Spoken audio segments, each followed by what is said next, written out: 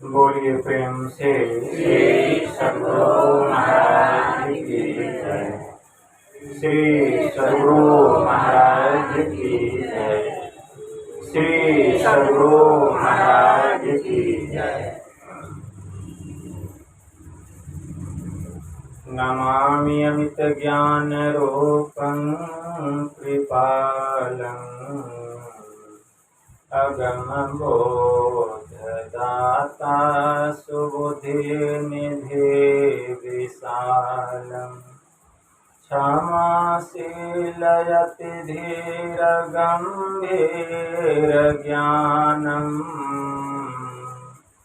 धर्मकीलगृहधीर समधीर ज्ञानम् जगत त्राणकारी अघारी उदारम्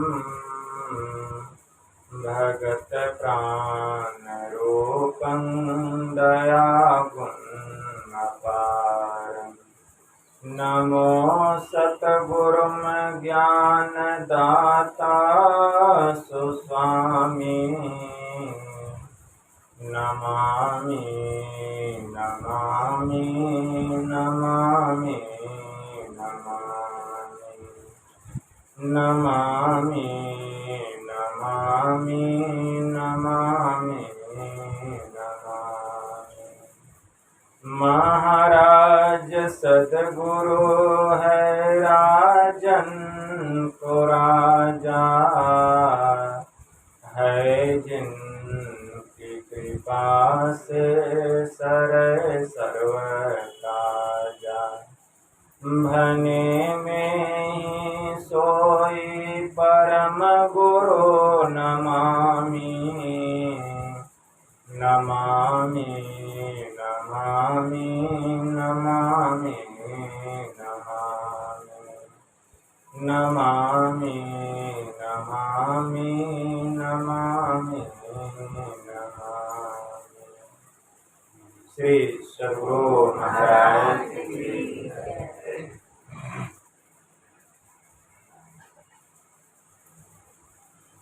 अव्यक्त रूप में परमाराध्य संत सद्गुरु महाराज के पावन कमल चरणों में बारंबार नमन। पूज्य स्वामी आनंद बाबा को भी मेरा नमन। आदरणीय सत्संग प्रेमी गुरुजनों, भक्तिमती माताओं एवं धर्मशिला, आप लोगों को सर्वविदित हो चुका है कि आज का जो यह सत्संग है वह कल जो हमारे परलोकवासी सुरेंद्र शर्मा जो अपने स्थूल शरीर का परित्याग करके परलोकवासी हो गए हैं, उस दिवंगत आत्मा के परम कल्याण के लिए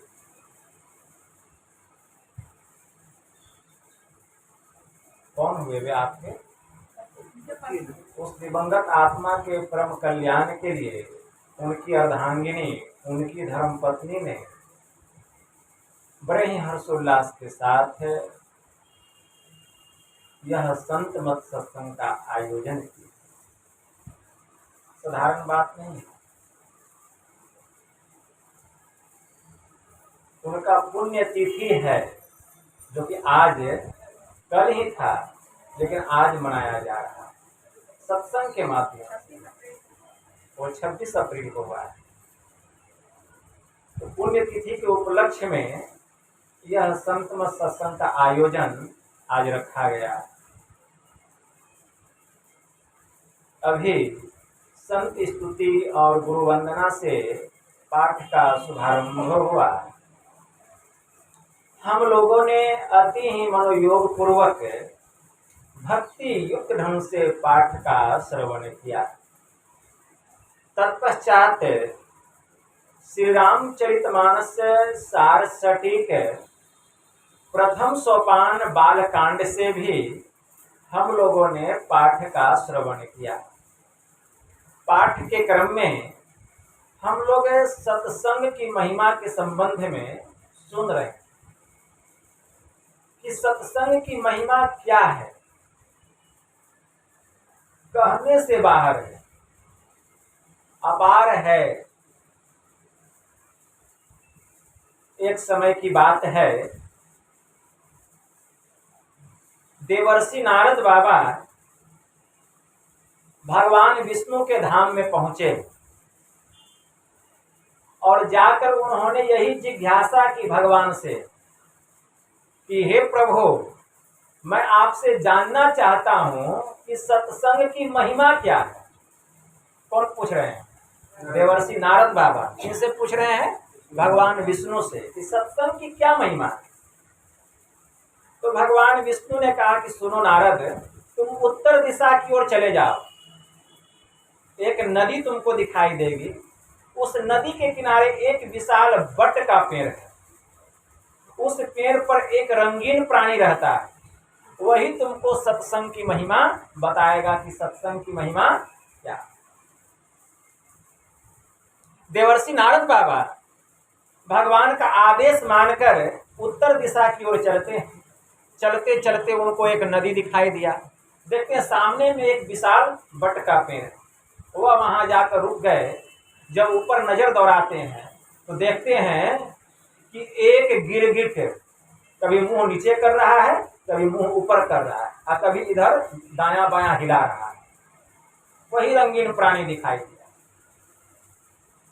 देवर्षि नारद बाबा उस रंगीन प्राणी से पूछते हैं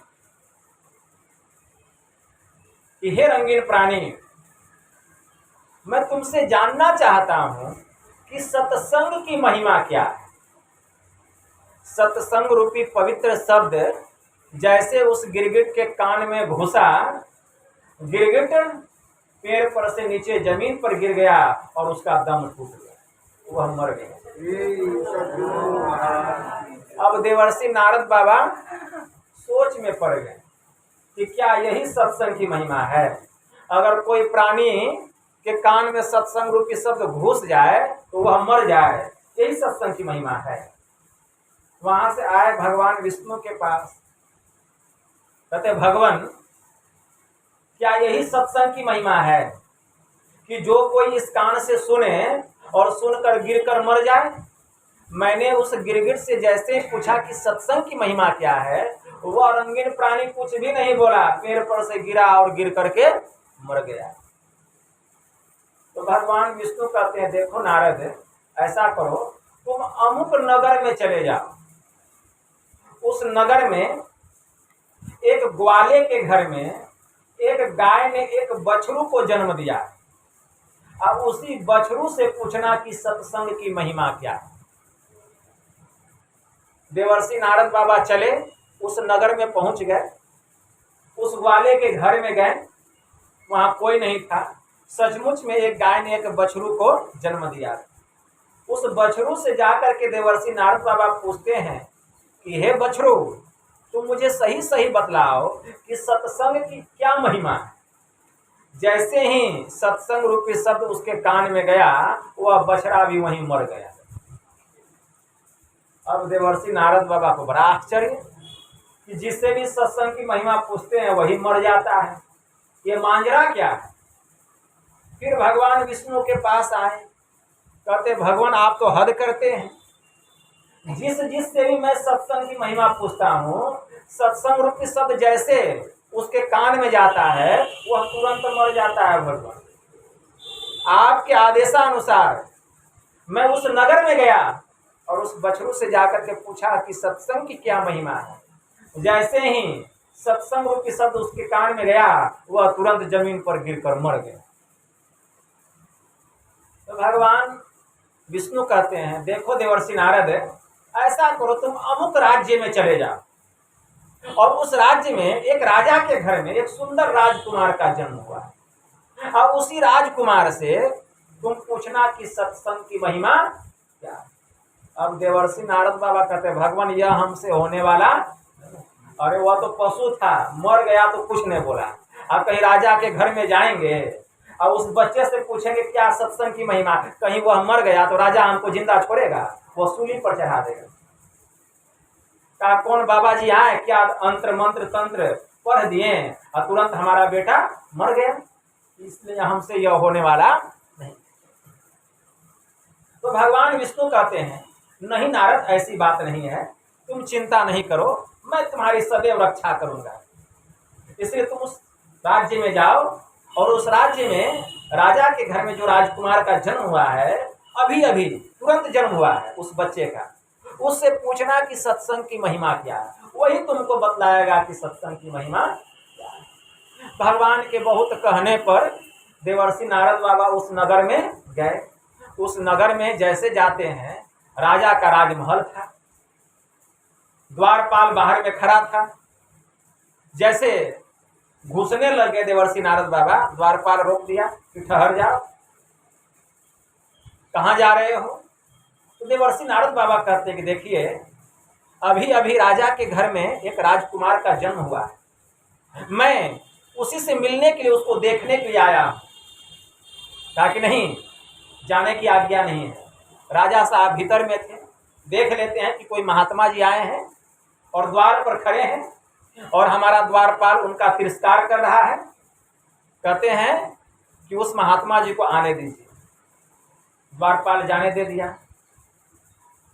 जैसे ही महात्मा जी जाते हैं, राजा साहब उनको दंडवत प्रणाम करते हैं। देवर्षि नारद बाबा देवर्षि नारद कहते हैं कि हे राजन, मैंने सुना है कि अभी अभी तुम्हारे घर में एक सुंदर राजकुमार का जन्म हुआ है। राजा साहब कहते हैं हाँ महात्मन, मेरा ही पुत्र है, बड़ी कृपा हो गई कि आप बिना बुलाए मेरे पुत्र को, मेरे बच्चे को दर्शन देने के लिए आ गए, और संत का दर्शन का तो बहुत बड़ा फल होता है। इसलिए यह तो मेरे बच्चे का परम सौभाग्य है कि अभी जन्म हुआ है और उसको आप जैसे महान आत्मा का, महापुरुष का दर्शन होगा। इसलिए आप आइए, कमरे में लेकर के गए, उसको आशीर्वाद दीजिए। देवर्षि नारद बाबा जाते हैं, देखते हैं कि बच्चा पालने पर झूल रहा है। तो देवर्षि नारद बाबा कहते हैं देखिए आप लोग हमको अकेला छोड़ दी, आप लोग सब बाहर निकल जाइए। तो सब लोग बाहर निकल गए। देवर्षि नारद बाबा दरवाजा बंद कर लिए, उनको डर भी तो लग रहा था। दरवाजा बंद कर लिए और उस बच्चे के पास आकर पूछते हैं, अरे बालक, तू सही सही बताओ कि सत्संग की महिमा क्या है। यह सुनकर वह जो बालक था, राजकुमार था, जोर से ठहाठहा करके हंसा।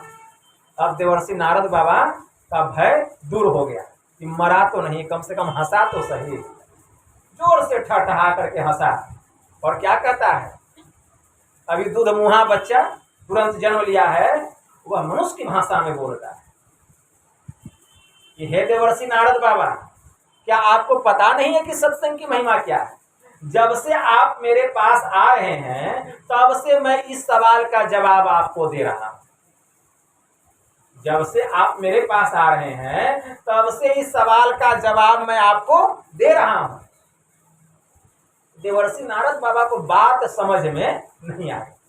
तो देवर्षि नारद बाबा कहते हैं, ऐ बालक, तेरी बात कुछ भी मुझे समझ में नहीं आ रही है, विस्तार से बताओ, तू कहना क्या चाहता है। वह बालक कहता है कि देखिए नारद बाबा, सबसे पहला दर्शन हमको नदी के किनारे बट वृक्ष के पेड़ पर, मैं गिरगिट की जोनी में था, उसी जोनी में प्रथम दर्शन मुझे आपका हुआ, पहला दर्शन। और आपने मुझसे यही प्रश्न किया था उस समय जो अभी प्रश्न कर रहे हैं कि सत्संग की महिमा क्या है। इतना पवित्र सत्संग रूपी शब्द आपके मुख से निकला और मेरे श्रवण में, मेरे रंध्र में प्रवेश किया, कान में प्रवेश किया। परिणाम क्या हुआ, वह जो नीच शरीर था गिरगिट का तुरंत छूट गया। गिरगिट का जो नीच शरीर था तुरंत छूट गया और पुनः मेरा जन्म एक ग्वाले के घर में, एक गाय के गर्भ से बछरू के रूप में हुआ। तो हे देवर्षि नारद बाबा, दूसरा दर्शन वहां पर मुझे आपका हुआ। वहीं पर मुझे आपका हुआ। वहां भी आकर आपने मुझसे यही प्रश्न किया कि सत्संग की महिमा क्या है। देखिए नारद बाबा, जैसे ही आपके मुखारविंद से वह सत्संग रूपी शब्द मेरे कान में गया, बछरू का भी शरीर छूट गया। और देखिए आज मैं राजा के घर में राजकुमार बन के जन्म लिया। राजा के घर में राजकुमार बन के जन्म लिया। वही जो मुझे आपका दर्शन हुआ, संत का दर्शन हुआ और सत्संग रूपी शब्द मेरे कान में गया। और देखिए तीसरा बार मुझे दर्शन फिर आपका हो रहा है और फिर यही शब्द, सत्संग रूपी शब्द मेरे कान में प्रवेश किया है। अब इसी जन्म में मैं भक्ति करके मुक्ति को प्राप्त कर लूंगा। इसीलिए आप मुझे युक्ति बतलाइए। इसलिए मुझे तीसरे बार आपका दर्शन हुआ है। आप मुझे युक्ति बताइए भक्ति करने की, विलंब नहीं कीजिए। तुरंत देवर्षि नारद बाबा उस राजकुमार को युक्ति बतला देते और युक्ति बतला करके चले जाते। और राजकुमार वही देवर्षि नारद बाबा से भजन भेज दे करके ध्यान भजन करने लगते, बड़े होकर के बचपन से ही, और भक्ति करते करते वह भगवान को प्राप्त करते, परम मुक्ति को प्राप्त करते। देवर्षि नारद बाबा भगवान विष्णु के पास आते हैं तो भगवान विष्णु कहते हैं, नारद पता चला तुमको कि सत्संग की महिमा क्या है? तो देवर्षि नारद बाबा कहते हैं, भगवान क्या बतलाऊं, सत्संग की महिमा अपार है, कहने से बाहर है। इसीलिए भगवान श्री राम ने कहा, बड़े भाग पाइए सत्संगा, अब बिनु प्रयास होई भव। और यहाँ गोस्वामी तुलसीदास जी महाराज लिख रहे हैं श्री रामचरितमानस के बालकांड में, मुद मंगल में संत समाजू, जो जग जंगम तीरथ राजू। गोस्वामी जी ने कहा कि संतों का यह जो समाज है यह चलता फिरता तीर्थराज है। चलता फिरता तीर्थराज है और यह जंगम तीर्थराज है। जंगम तीर्थराज मतलब चलता फिरता, एक जगह बैठने वाला नहीं, एक जगह अस्थाई रहने वाला नहीं, चलता, आज यहाँ तो कल वहां तो परसों यहाँ, चलता फिरता तीर्थराज, जो जग जंगम तीर्थराज। और यह जो संतों का समाज है, मुद मतलब होता है आनंद और मंगल का मतलब होता है कल्याण। मतलब यह जो संतों का समाज है, यह संतों का समाज रूपी जो तीर्थराज है, यह आनंद और कल्याण को देने वाला है। सब प्रकार का आनंद, सब कल्याण इस सत्संग में मिल जाता है। क्या नहीं मिलता है सत्संग में? कौन सा आनंद चाहते हैं? धन का सुख, तन का सुख, मन का सुख, कौन सा सुख चाहिए? सब सुख मिलता है। गुरु महाराज ने कहा, जब गुरु महाराज गोड्डा जिले से सत्संग करके वापस आ रहे थे तो रास्ते में एक स्टेशन है, पंजवारा स्टेशन, वहीं पर गुरु महाराज बैठ गए, इंतजार करने लग गए ट्रेन का। तो वहां के कुछ लोगों ने गुरु महाराज को साधु भेष में देख करके आकर के घेर लिया और घेर करके पूछने लगे, महात्मा जी आप क्या करते हैं? तो गुरु महाराज कहते हैं कि मैं सत्संग करता हूं। तो सभी लोग पूछते हैं सत्संग करने से क्या मिलता है? तो गुरु महाराज कहते हैं सत्संग करने से सब कुछ मिलता है। तुम बतलाओ कि तुमको क्या चाहिए? तो सभी लोगों ने कहा, बाबा इच्छाएं बहुत है, सबका बखान नहीं किया जा सकता एक साथ, अनंत है चाहना, सुनाया नहीं जा सकता। दिन समाप्त हो जाएगी लेकिन चाहना समाप्त नहीं होगी। तो गुरु महाराज कहते देखो 10 पन्ने का एक कहानी होता है और एक पन्ने में उसका सारांश लोग लिख लेते हैं, लिखते हैं ना, 10 पन्ना का एक कहानी और एक पन्ना में उसका सारांश हो जाता है। उसी प्रकार चाहनाएं बहुत है, ठीक है, लेकिन तुम समेट करके बतलाओ जो जरूरी जरूरी चाहनाएं हैं, जो सार है उसको बतलाओ। तो सब लोग एक दूसरे का मुंह देखने लगे कि क्या कहें, वह उसका मुंह देख रहा है, वह उसका मुंह देख रहा है। तो गुरु महाराज कहते ठीक है, मैं ही सुना देता हूं कि तुम लोगों को क्या चाहिए, जरूरी चाहना है क्या। तो गुरु महाराज कहते हैं अच्छा यह बतलाओ, तुम लोग चाहते हो कि नहीं कि हमको सद्बुद्धि हो जाए, सद्ज्ञान हो जाए। तो सभी लोग कहते हैं कि महात्मा जी कौन नहीं चाहता है कि हमको सद्बुद्धि हो जाए, हमको ज्ञान हो जाए। तो गुरु महाराज कहते हैं तुम चाहते हो कि नहीं कि संसार में तुम्हारा कीर्ति फैल जाए, यश चारों ओर फैल जाए। कहा कि अवश्य चाहते हैं। तुम चाहते हो कि नहीं कि तुमको मुक्ति मिल जाए, दुखों से छुटकारा मिल जाए, अवश्य चाहते हैं। तुम चाहते हो कि नहीं कि मेरे पास धन का अतुल भंडार हो। तो कहते हैं महात्मा कौन नहीं चाहेगा कि धन हो, हर कोई चाहता है कि धन का भंडार हो जाए। तो गुरु महाराज कहते तुम चाहते हो कि नहीं कि तुम्हारे अंदर में नम्रता आ जाए, शीलता आ जाए, बड़प्पन आ जाए। तो सभी लोग कहते हैं हाँ अवश्य चाहते हैं। तो गुरु महाराज कहते सत्संग करने से ये सब प्राप्त हो जाता है। गुरु महाराज कह रहे हैं कि सत्संग करने से ये सब प्राप्त हो जाता है। और गोस्वामी जी भी मानस में लिखते हैं मति कीरति गति भूति भलाई, जब जेहि जतन जहाँ जेहि पाई, सो जानव सत्संग प्रभाऊ, लोक हूँ वेद न आन उपाऊ। मति का मतलब क्या हुआ, सद्बुद्धि, कीरति संसार में यश, गति मुक्ति, भूति धन संपदा, और भलाई मतलब नम्रता। इन पांचों चीजों की प्राप्ति जब कहीं जहां कहीं जिस किसी विधि से जिस किसी उपाय से जिस किसी को भी हुआ है वह सत्संग के प्रभाव से हुआ जानना चाहिए। हमारा वेद कहता है कि एक सत्संग के अलावा इन पांचों के मिलने का और कोई दूसरा उपाय नहीं है, एक सत्संग। सब लोग गुरु महाराज के चरण में गिर गए, सब सुन करके। इस तरह कभी सुनने को नहीं मिला था किसी महात्मा से। इतने कम समय में इतना ज्ञान कि सब कुछ मिल गया, अब बचा क्या। तो सत्संग करने से क्या नहीं मिलता है, सब कुछ मिलता है। यह जो सत्संग है आनंद और कल्याण को देने वाला है। मुद मंगलमय संत समाजो, जो जग जंगम तीरथ। अब इस सत्संग में गंगा जमुना और सरस्वती की धारा बहती है, दिखाई दे रहा है।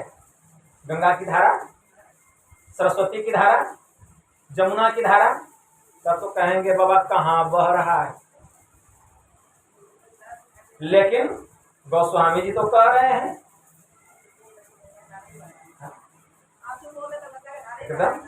तो गंगा जमुना और सरस्वती की धारा है क्या, इसको सुनिए विस्तार से। गोस्वामी जी लिखते हैं राम भगति जहाँ सुर सरी धारा, सर सई ब्रह्म विचार प्रचारा, विधि निषेध मय कली मलहरणी, अकरम कथा रविनंदनी बरनी। गोस्वामी जी राम भगति जहाँ सुर सरी धारा, इस सत्संग में राम भक्ति का प्रचार, यही गंगा जी की धारा है। राम भक्ति का प्रचार, ध्यान से समझिए, यह गंगा की धारा है। और ब्रह्म विचार का प्रचार, यह सरस्वती की धारा है।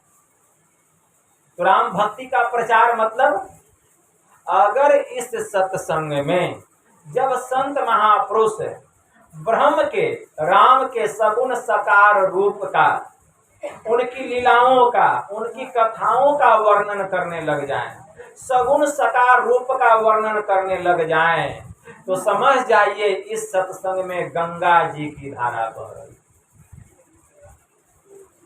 फिर से सुनिए, इस सत्संग में जब संत महापुरुष ब्रह्म के सगुण साकार रूप का, उनकी लीलाओं का, उनकी कथाओं का वर्णन करने लग जाए, मानस जप मानस ध्यान का वर्णन करने लग जाए, तो समझ जाइए इस सत्संग में गंगा जी की धारा बह रही।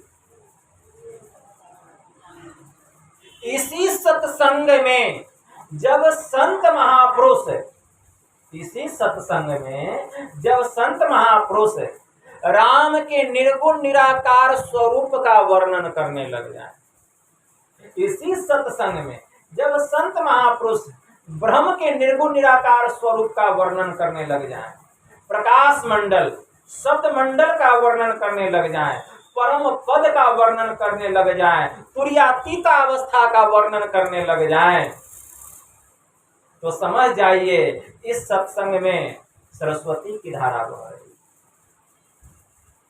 और अगर हम मनोयोग पूर्वक अगर हम श्रवण कर रहे हैं तो समझ जाइए अत्यंत आस्था, श्रद्धा और प्रेम के साथ हम इसमें डुबकी लगा रहे, डुबकी लगा रहे हैं। अत्यंत श्रद्धा और प्रेम के साथ अगर हम श्रवण कर रहे हैं तो समझिए हम गंगा और सरस्वती नदी में डुबकी लगा रहे हैं। अब जमुना की धारा क्या है? गंगा की धारा तो समझ में आई कि बह रही है, सरस्वती की धारा भी क्या है यह भी बात समझ में आ गई कि बह रही है, लेकिन जमुना जी की धारा क्या है? विधि निषेधमय कलिमल हरणी अकर्म कथा रविनंदनी वर्णी। इसी सत्संग में जब संत महापुरुष कर्तव्य कर्म क्या है, अकर्तव्य कर्म क्या है, पाप क्या है, पुण्य क्या है, धर्म क्या है, अधर्म क्या है, क्या करना चाहिए, क्या नहीं करना चाहिए, जब इसका वर्णन करने लग जाए तो समझ जाइए इस सत्संग में जमुना जी की धारा बह रही। और अत्यंत श्रद्धा और प्रेम के साथ अगर हम सुन रहे हैं तो समझ जाइए हम जमुना नदी में डुबकी लगा रहे हैं। धर्म क्या है, अधर्म क्या है, पाप क्या है, पुण्य क्या है।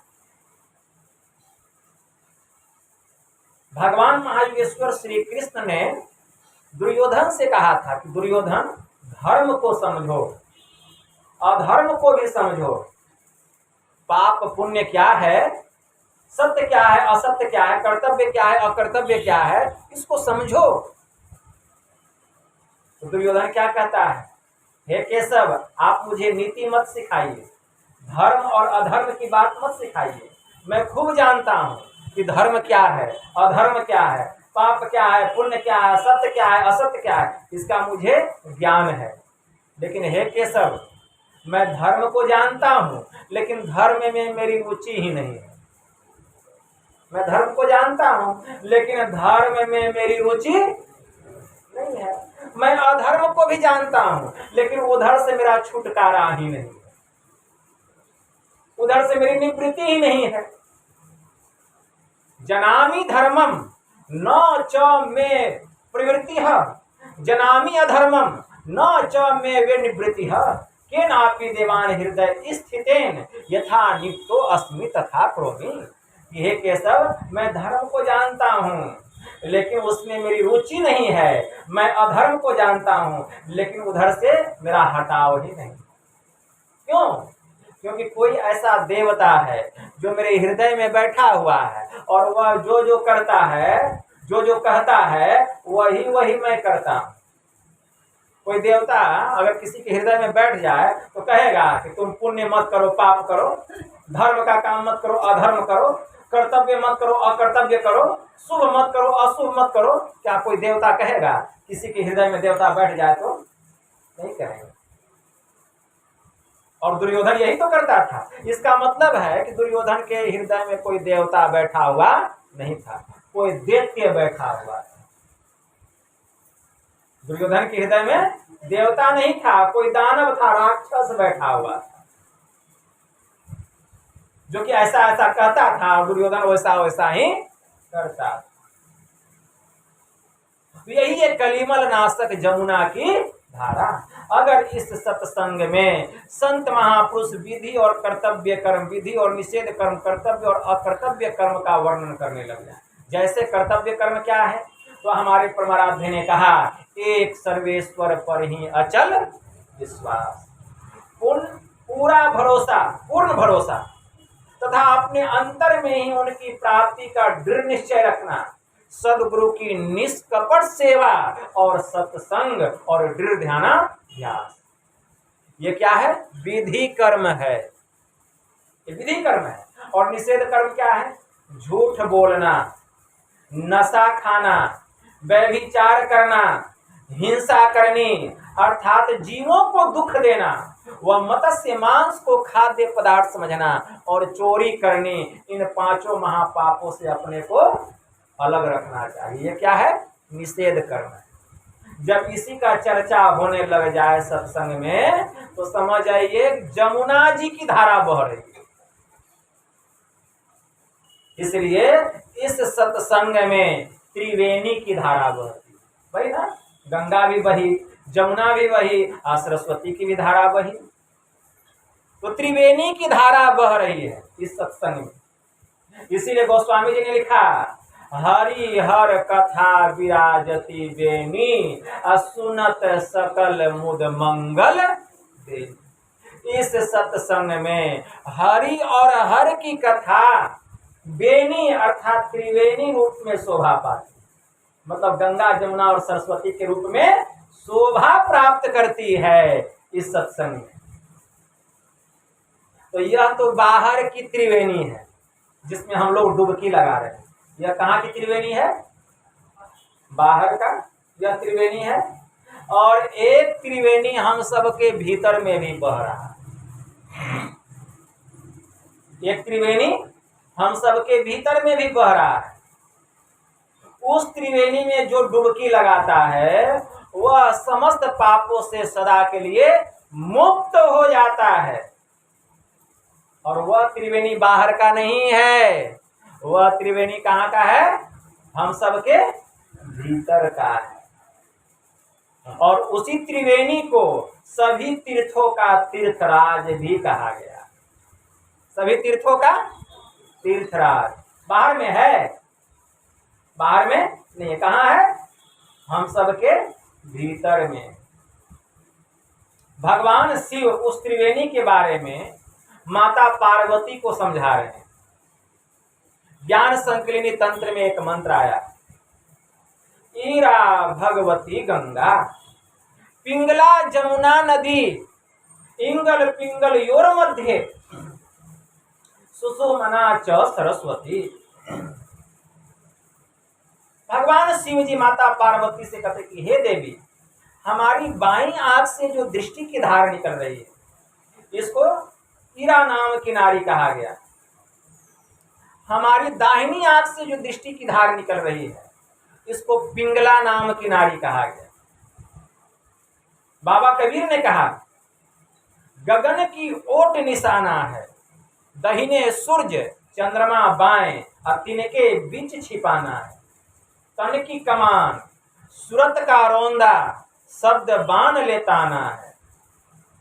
मारत बाण अबिंधा तन ही तन, सतगुरु का परवाना है। मारियो बाण घाव नहीं तन में, जिन लागा तिन जाना है। कहे कबीर सुनो भाई साधो, अरे जिन जाना तिन माना है। मतलब यह जो हमारी बाईं आंख है, इसको चंद्रमा की संज्ञा दी गई है, और जो दाहिनी आंख है इसको सूर्य की संज्ञा दी गई। बाबा कबीर ने कहा, दाहिने सूर्य चंद्रमा बाएं, और तिनके बीच छिपाना है। और उसी के मध्य में वह सुषुमना नाम की नारी है, वह सरस्वती नदी बह रही, उसी के मध्य में।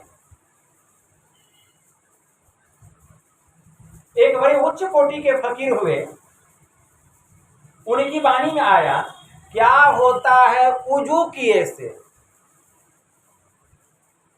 क्या होता है मस्जिद में जाकर सिर को वहां झुकाने से, क्या होता है उजू किए से, और क्या होता है मस्जिद में जाकर सिर को वहां झुकाने से। अरे जीते जी मिला नहीं खुदा तो मिलेगा क्या मर जाने से। लाख इबादत से बढ़कर दुनिया हुस्न परस्ती है, जिसमें देखा उसी में पाया जो है तीर निशाने से। अरे अजब मजा आया है आंखों में आंख लड़ाने से। क्या बाहर में आंख लड़ाना है? नहीं, हमारी जो दृष्टि की धार है इसको आपस में लड़ाइए, तब देखिए भीतर में कितना मजा है। बाबा कबीर की वाणी में आया, आंख कान मुख बंद कराओ, अनहद झिंगा शब्द सुनाओ, और दोनों तिल एक तार मिलाओ। इसी को कहा गया आंख में आंख लड़ाना। दोनों तिल एक तार मिलाओ और तब देखो उल जा रहा है, तब देखो कितना मस्ती है। तो मस्ती बाहर में कहाँ है?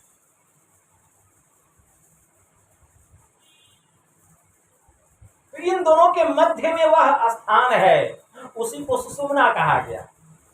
उस सुषुम्ना में जो डुबकी लगाता है, भगवान शिव माता पार्वती से कहते हैं, त्रिवेणी संगमो, त्रिवेणी संगमो यत्र तीर्थराजा सह उच्यते तत्र स्नानम प्रकुरुवृत्त सर्व पापे प्रमुच्यते। मतलब जो उस त्रिवेणी में डुबकी लगाता है, त्रिवेणी संगमो यत्र तीर्थराजा सह उच्यते तत्र स्नानम प्रकुरुवृत्त सर्व पापे प्रमुच्यते। जो उस त्रिवेणी में डुबकी लगाता है, जो उस तीर्थराज में डुबकी लगाता है, वह समस्त पापों से मुक्त होकर मेरे ही परम पद को प्राप्त करता है।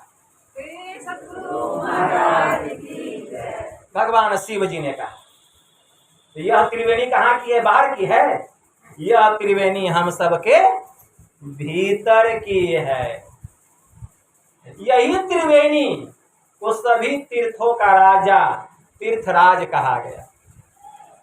बाहर में कितना भी डुबकी लगा लें, अरे तन का भी मैल ठीक ठीक साफ नहीं होगा, तो मन का मैल कैसे साफ हो जाएगा? भीतर मैल चहल की लागी, संत दरिया साहब कहते हैं, भीतर मैल चहल की लागी और ऊपर का तन धोवत है। एकदम पानी गिरा के साबुन लगते हैं, उससे भी नहीं तो लगरने वाला होता है, उससे भी घसते हैं। लेकिन भीतर जो मन पर जो मैल लगा हुआ है, वह कौन सा पानी कौन सा साबुन से साफ होगा? तो भीतर मैल चहल की लागी, ऊपर का तन धोवत है, अविगत मूर्ति महल के भीतर वाका पंथ न जो है। बाबा कबीर ने कहा, गुरु धोबी आशीष कपड़ा साबुन सृजनहार, आशीष शिला पर धोइए निकसे ज्योति अपार। अगर मन को पवित्र करना है, मन को साफ करना है, जब तक हमारा मन पवित्र नहीं होगा, साफ नहीं होगा, भीतर में प्रकाश होने वाला। इसके लिए गुरु धोबी, गुरु क्या है? धोबी है। आशीष क्या है? कपड़ा है। और धोबी क्या करता है? कपड़ा को धोता है। तो गुरु भी शिष्य को धोते हैं ना। कैसे धोते हैं? गुरु कुम्हार शिष्य कुंभ अहे, गढ़ी गढ़ी काढ़े खोट, अंदर हाथ सहार दे और ऊपर मारे चोट। लेकिन यहाँ जो बाबा कबीर कह रहे हैं, साबुन सृजनहार, साबुन क्या है? वो सृजनहार है। मतलब सबसे पहले हमें क्या करना पड़ेगा? हमें सुमिरन करना पड़ेगा, प्रभु के नाम का सुमिरन करना पड़ेगा। जिस नाम का हम सुमिरन करेंगे, उस रूप का हमको क्या करना पड़ेगा? ध्यान करना पड़ेगा। सुमिरन सुरत लगाई के, मुख ते कछु न बोल, अब बाहर का पट बंद कर, तब भीतर का पट खोल। जब मानस ध्यान सिद्ध हो जाएगा, तब दृष्टि योग की साधना करेंगे, और जब दृष्टि योग की साधना करेंगे तो क्या होगा? शीश शिला पर धोइए। यही शिला है, देखते हैं शिला, देखते हैं जो ललाट है, ये क्या है? इसी को शिला कहा गया। शिला देखे हैं ना, शिला लोही जिसको मसाला पीसते हैं। तो यह जो ललाट है यह क्या है? यह शिला है। ठीक, शीश शिला पर धोइए। मन रूपी कपड़ा को कहाँ धोना पड़ेगा? यहाँ शीश को कपड़ा बताया गया, वहीं पर धोना पड़ेगा। इसके लिए बार बार वहां अपने मन को, अपने चित्त को लगाना पड़ेगा, खूब चित्त को लगाना पड़ेगा। जो खूब मानस जप और मानस ध्यान करता है वहां अपने चित्त को लगा करके उसका मन धीरे धीरे पवित्र होने लगता है, उसका सारा मैल बाहर निकलने लगता है, सारा मैल। और इतना वह साफ हो जाता है, उसका मन रूपी यह जो मन है जिसमें मैल है इतना साफ हो जाता है मानस जप और मानस ध्यान करते करते, कि जब वह दृष्टि की दोनों धार को उस शिला पर जैसे ही मन को वहां स्थिर करता है, दृष्टि रूपी दोनों धार उस शिला पर जाकर के टकराती है और निकसे ज्योति अपार, और भीतर में ब्रह्म ज्योति प्रकट हो जाता है। तो जब तक मन का मैल दूर नहीं होगा, भीतर में ब्रह्म ज्योति का दीदार होने वाला। अब तब उस त्रिवेणी में हम डुबकी लगाते हैं, वही है वह त्रिवेणी, उस तीर्थराज में डुबकी लगाते हैं। जन्म जन्मांतर का किया हुआ पाप ताप संताप सब जल के खाक राख हो जाता है। ये भीतर की त्रिवेणी है, और बाहर की त्रिवेणी, ये भी बात समझ में आ गई। राम भगति जहाँ सुर सरिधारा, सरसई ब्रह्म विचार प्रचारा, विधि निषेधमय कलिमल हरणी, कर्म कथा रविनंदनी बरनी। यह बाहर की त्रिवेणी। गोस्वामी जी मानस में लिखते हैं, बट विश्वास अचल निज धर्मा, तीर्थ राज समाज सो कर्मा। अपने धर्म पर विश्वास की अचलता, अपने धर्म पर विश्वास की अचलता, यही इस सत्संग में विशाल अक्षय वट वृक्ष है। कितना भी मुसीबत आ जाए जीवन में, खूब याद रखिए, कितना भी संकट आ जाए, विघ्न आ जाए, बाधाएं आ जाए, आपदा आ जाए, लेकिन कभी भी धर्म परिवर्तन नहीं करना चाहिए,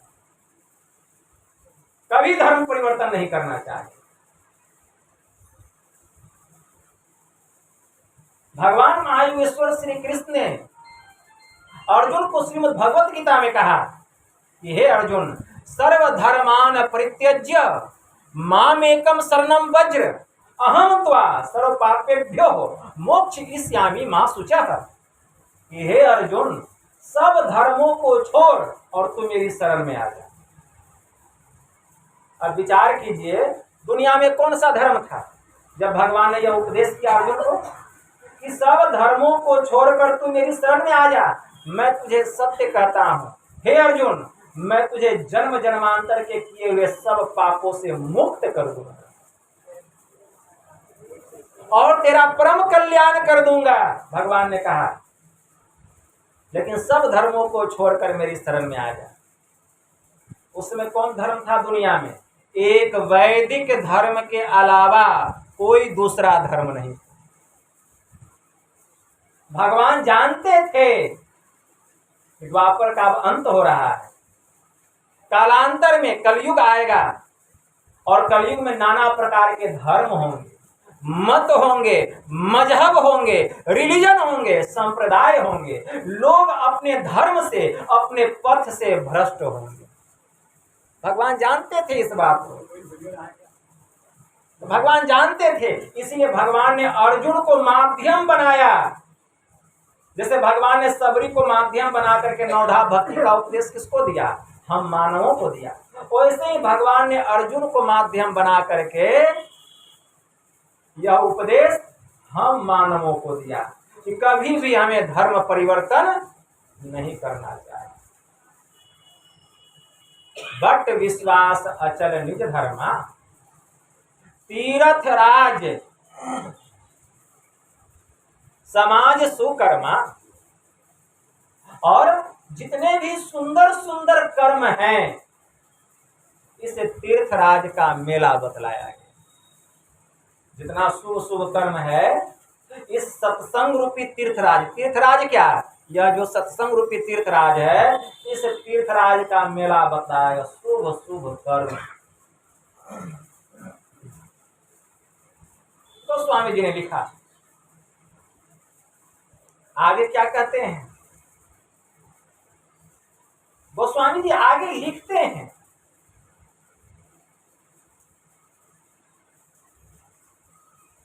यह जो सत्संग है सबको सब दिन सब देशों में उपलब्ध होने वाला, सब ही सुलभ सब दिन सब देशा सेवत सादर समन कलेसा।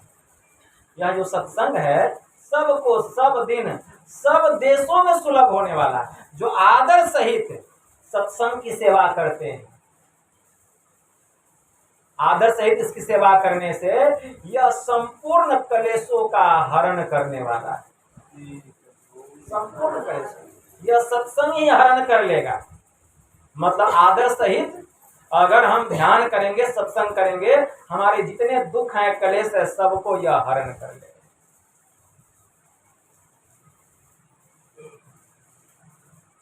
यही गोस्वामी तुलसीदास जी महाराज कह रहे हैं। सब ही सुलभ सब दिन सब देशा सेवत सादर समन अकथ अलौकिक तीरथ राऊ और देई सत्य फल प्रगट प्रभाव। यह जो सत्संग है यह कैसा है?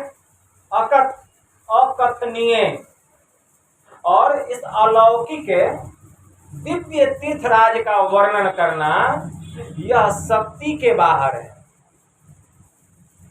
अकथनीय, अकथ का मतलब क्या होता है? अकथनीय। अलौकिक मतलब दिव्य। तीर्थराज का वर्णन करना हमारी शक्ति के बाहर है, क्योंकि यह तत्काल फल देता है। देई सद्य फल प्रगट प्रभाव, तत्काल फल देता है। अब यह कौन सा सत्संग हो गया? आंतरिक सत्संग, जिसके बारे में सुने कि भीतर में भी त्रिवेणी की धारा बह रही है, गंगा जमुना और सरस्वती की धारा बह रही है। उसी को कहा गया अकथनीय और अलौकिक तीर्थराज।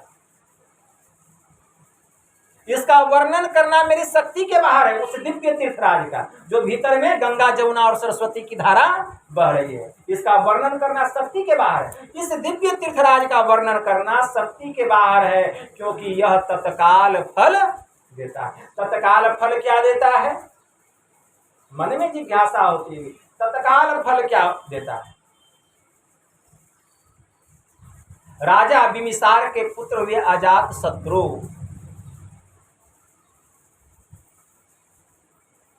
अजात शत्रु जो था वह बड़ा ही लोभी और बड़ा ही लालची राजा था। उसने लोभ में आकर के, राज्य के मद में आकर के, लोभ में आकर के उसने षड्यंत्र किया और राज्य के सभी सहायक मंत्रियों को, सिपाहियों को वह मिला लिया और मिला करके अपने पिता को कैद कर लिया। अपने पिता को ही कैद कर लिया। उसके पिता का नाम क्या था? बिम्बिसार। और किसी से भी उनको मिलने के लिए नहीं दिया जाता था, केवल उसकी माँ ही जाकर के उनको भोजन देती थी। वह माँ को ही आज्ञा दिया था कि तुम ही जाकर के मिल सकती हो। देखा, अरे इतना दिन हो गया, अभी तक यह जस का तस ही है और हिष्ट पुष्ट हो गया है। माँ को कहा, माँ आज के बाद तुम इनको खाना नहीं दोगे। अब खाना देना बंद हो गया। लेकिन माँ थी, उसका पति था, केवल मिलने के लिए जाती थी। कैसे जाती थी? जो साड़ी पहनती थी वह अपने साड़ी के आंचल को शहद में डुबा करके भिंगा लेती। शहद में डुबा करके भिंगा लेती थी और उसको पहन करके जाती थी और भूखे रहते थे, दिन भर का भूखा राजा बिम्बिसार। और जैसे जाती थी वह आंचल जैसे रखती थी पकड़ के चूसने लग जाते थे, भूख से जाती है। तब उनकी सुधा को तृप्ति होती थी, शांति मिलती थी। बहुत दिन हो गए, अजातशत्रु ने देखा कि मैं इतने दिनों से इसको भूखा प्यासा रख रहा हूं, फिर भी यह मरा नहीं है, दुर्बल नहीं हुआ है, जस का तस बना हुआ है, दाल में जरूर कुछ काला है। जब एक दिन उसकी माँ जाने लगे मिलने के लिए, तो अपनी माँ को अपने पास बुलाया और देखा उसके साड़ी में पूरा शहद जो है लपेटा हुआ है। तुरंत माँ को कहा, अब आज के बाद तुम भी इससे नहीं मिल सकते। बस राजा बिम्बिसार भूखे प्यासे कितना दिन कोई रहेगा, जेल में ही उनकी मृत्यु हो गई, शरीर छूट गया। जब शरीर छूट गया, जिस दिन राजा बिम्बिसार का शरीर छूटा, उसी दिन अजातशत्रु के घर में उसकी रानी ने एक बालक को जन्म दिया। उसी दिन तो आया सेवक सूचना लेकर के राजा अजातशत्रु के पास और कहा, महाराज आपके लिए दो सूचना है, एक अच्छी सूचना है और दूसरा बुरी सूचना है। बताइए आप पहले कौन सा सूचना सुनना पसंद कीजिएगा। अजातशत्रु कहता, पहले अच्छी सूचना सुनाओ। तो सेवक कहता है कि महाराज आपके राजमहल में महारानी ने एक सुंदर बालक को जन्म दिया। जैसे सुना अजातशत्रु खुशी का ठिकाना नहीं, तुरंत का राज्य का सब खजाना खोल दिया जाए, पूरे राज्य में खुशियां मनाई जाए, दान पुण्य किया जाए, घर घर में दीपक जलाया जाए। इतना खुश हुआ अजातशत्रु,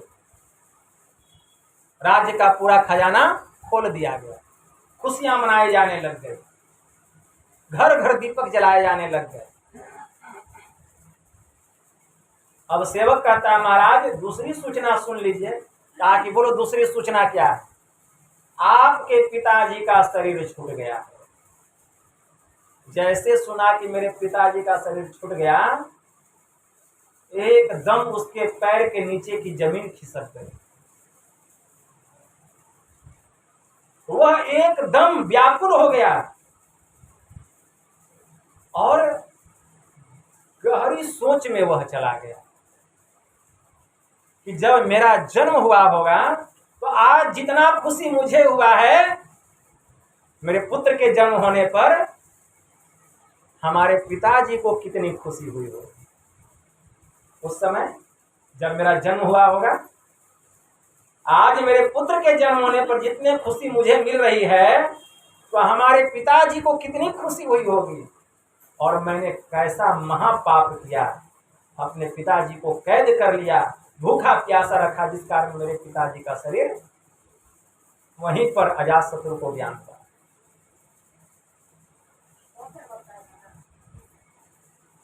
अजातशत्रु, ध्यान से सुनिए, यहाँ पर बस बाद में प्रश्न कीजिएगा जो करना होगा। अजातशत्रु के पिताजी भगवान बुद्ध के शिष्य थे, राजा बिम्बिसार। लोगों ने पूछा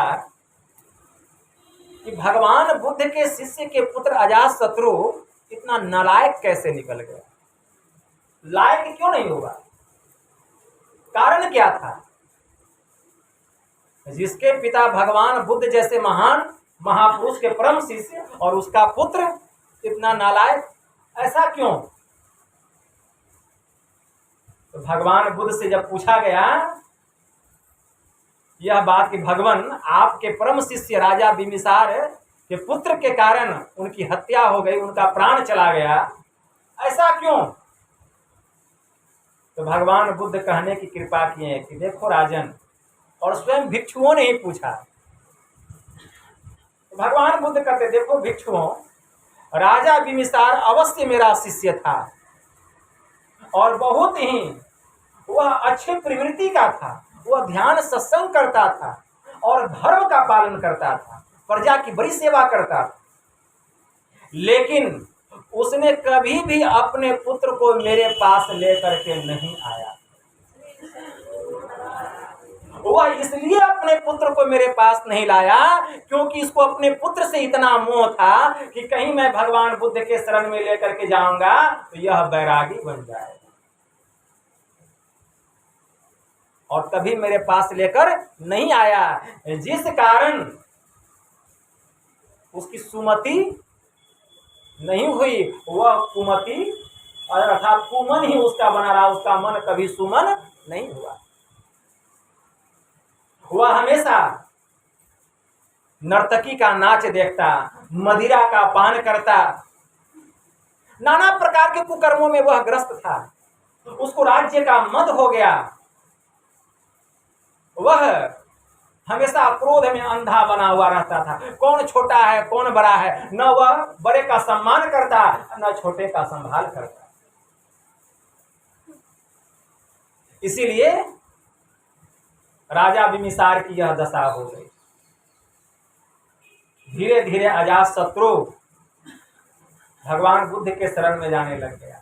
जैसे पिताजी का शरीर छोटा, सत्संग सुनने लग गया। धीरे धीरे उसको ज्ञान हुआ और वह भी सत्संग सुनते सुनते सठ सुधरहि सत्संगति पाई, अपारस परसि कुधातु सुहाई।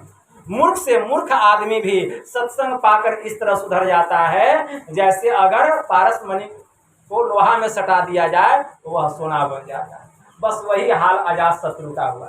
वह सत्संग सुनते सुनते उसका जो अज्ञानता था वह ज्ञान में बदल गया, उसकी जो कुमति थी वह सुमति में बदल गई और वह भी भगवान बुद्ध का शिष्य बन गया। तो मैं कह रहा था कि अकथ अलौकिक तीर्थ राउ अद्वै सद्य फल प्रगट प्रभाव। इस दिव्य तीर्थराज का वर्णन करना, इस अकथनीय अलौकिक तीर्थराज का वर्णन करना शक्ति के बाहर है, यही मैं कह रहा था। क्योंकि यह तत्काल फल देता है। तत्काल फल क्या देता है? तो इसी अजातशत्रु ने भगवान बुद्ध से पूछा था कि भगवान क्या सत्संग का कोई तत्काल फल भी मिलता है? संत महापुरुषों के दर्शन का और सत्संग का कोई तत्काल फल भी मिलता है? तो भगवान बुद्ध कहने की कृपा की राजन, तुम्हारे इस सवाल का जवाब देने के पहले मैं तुमसे एक सवाल करता हूं।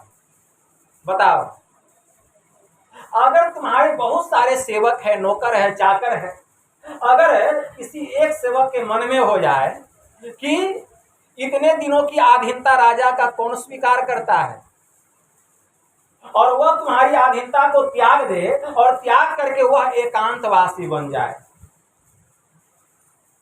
और वह भिक्षु जीवन धारण कर ले और वह ध्यान सत्संग करने लग जाए, तो क्या फिर तुम उसको अपना दास बनने के लिए बाध्य करोगे? तो अजातशत्रु ने कहा कि नहीं भगवान, तब तो मैं उसकी सेवा करूंगा, तब तो मैं उसकी सेवा करूंगा। जो नौकर था उसकी मैं सेवा करूंगा। तो भगवान बुद्ध कहते हैं राजन, तब तो तुमको मानना पड़ गया कि संत के दर्शन का और सत्संग का यही तत्काल फल है।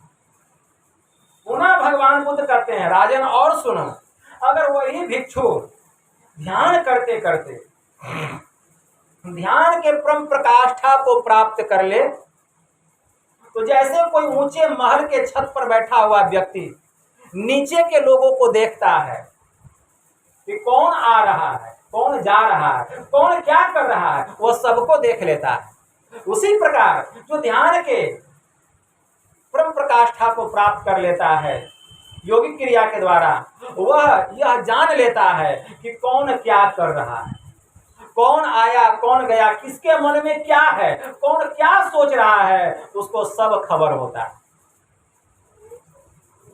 अगर ऐसा कोई योगी हो जाए तब तुम क्या करोगे? तो अजातशत्रु कहता है, हे तथागत, तब तो मैं जीवन भर उसकी गुलामी करूंगा, जीवन भर उसकी गुलामी करूंगा और मैं उसका दास बन जाऊंगा। तो भगवान बुद्ध कहते, राजन, यही सत्संग का परम फल है। विराम तो हम देने ही वाले हैं, लेकिन क्या करें, प्रसंग ही ऐसा ऐसा निकल जाता है कि उसको पूरा करना भी जरूरी है। तो देखिए, समय का भी बहुत अभाव है, तो मैं कुछ ही देर में उसको थोड़ा पूरा कर देते हैं, अपनी वाणी को विराम दे दूंगा। तो गोस्वामी तुलसीदास जी महाराज आगे कहते हैं, सुनी समुझहि जन मुदित मन, मज्जहि अति अनुराग, लहहि चारि फल अछत तनु, साधु समाजो प्रयाग। जो इस सत्संग में आकर संत महापुरुषों के उपदेशों को आनंद चित मन से, मुदित मन से, प्रसन्न चित मन से सुनते हैं, सुन करके समझते हैं और उसको अपने जीवन में उतारते हैं, मतलब निधिध्यासन करते हैं, मानो इससे वे चारों फल अर्थ, धर्म, काम और मोक्ष शरीर रहते हुए प्राप्त कर लेते। अब पाने के लिए बचा क्या? अर्थ भी हो गया, धर्म भी हो गया, सभी प्रकार की कामनाओं की भी पूर्ति हो गई और अंत में मुक्ति भी मिल गई। इसीलिए धर्म ते विरति, योग ते ज्ञाना, और ज्ञान मोक्ष प्रद वेद वखाना। धर्म से वैराग्य होता है, वैराग्य से योग होता है, योग से ज्ञान होता है, और यह जो ज्ञान है यह मुक्ति को देने वाला है। इसीलिए जैसे धरती से सभी प्रकार के अन्न, कंद, मूल, फल, फूल की प्राप्ति होती है, वैसे ही सत्संग से सब प्रकार का ज्ञान प्राप्त हो जाता है। इसलिए हम लोग सत्संग करें, ध्यान करें, इसी में हमारा परम कल्याण है। और खूब सदाचार का पालन करें। ईश्वर की भक्ति में सदाचार का बड़ा महत्व है, इसको अलग नहीं किया जा सकता। ईश्वर की भक्ति से सदाचार को अलग नहीं किया जा सकता। जैसे क्यू से कोई यू को अलग नहीं कर सकता, ठीक वैसे ही ईश्वर की भक्ति से कोई सदाचार को अलग नहीं कर सकता। ईश्वर की भक्ति में सदाचार का संबंध क्या है? तो जो संबंध भोजन में स्वाद का है, भोजन में स्वाद का है, जो संबंध है फूल में सुगंध का है, जो संबंध है फल में मिठास का है, ठीक वही संबंध है ईश्वर की भक्ति में सदाचार का है।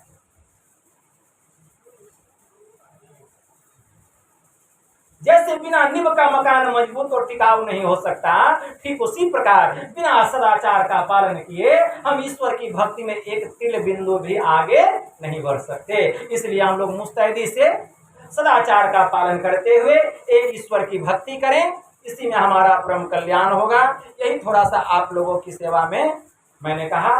बस इतना ही कहकर गुरु महाराज के श्री चरणों में प्रेम पुष्प समर्पित करते हुए मैं अपनी वाणी को यहीं विराम देता हूँ। बोलिए प्रेम से श्री सद्गुरु महाराज की। यह संतमत सत्संग का आयोजन हमारे परलोकवासी सुरेंद्र बाबू की धर्म पत्नी ने उस दिवंगत आत्मा के परम कल्याण के लिए उनके पुण्य तिथि को उपलक्ष्य में किया।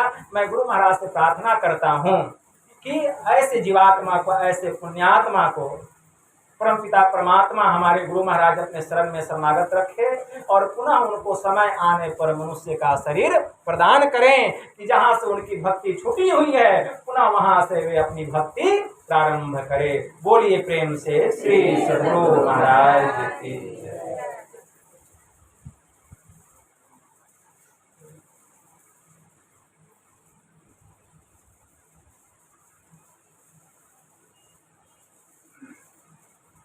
श्री सद्गुरु महाराज की जय। श्री सद्गुरु महाराज की जय। श्री सद्गुरु महाराज की जय।